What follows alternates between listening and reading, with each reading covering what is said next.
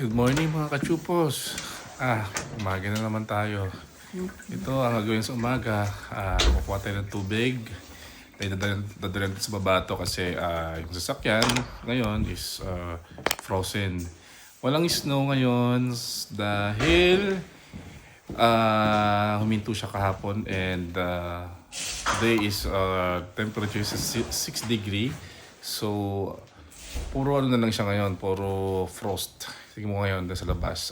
Bababa muna ako, titignan natin. At para mabuhusan na rin ng tubig. Kasi mahirap talaga i-drive to ngayon. Hindi mo talaga ito maidadrive dahil punong-puno ng yelo. Yelo na, alam niyo ba yung yelong tumigas? Alam mo yung parang sarep. Dito siya. Tingnan natin. Tingnan mo sa labas. Wait, dandahan tayo. Madulas ang daanan, mga kachupos. Ito yung niya update sa labas ngayon. Tingnan mo ganito siya kalamig. Sobra. Ito. Tingnan mo.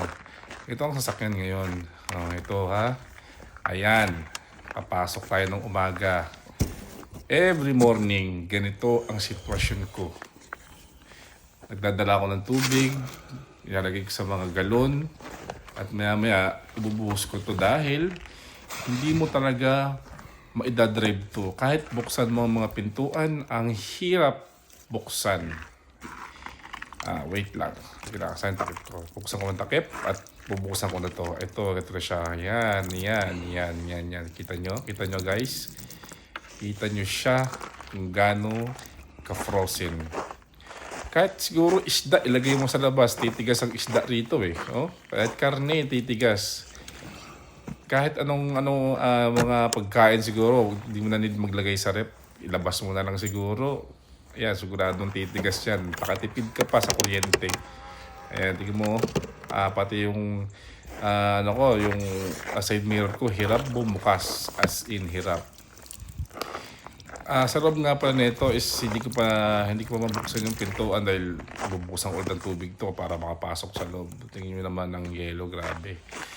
Sa nga pala guys, pasensya na at ito yung first video ko. Sana subscribe nyo naman mga kachupos.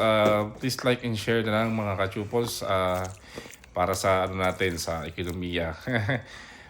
Tingin lang akong tulong sa inyo para lang sa mga nagsisimulang mag-YouTube, vlog, sinasahan nyo na ako dahil first timer lang.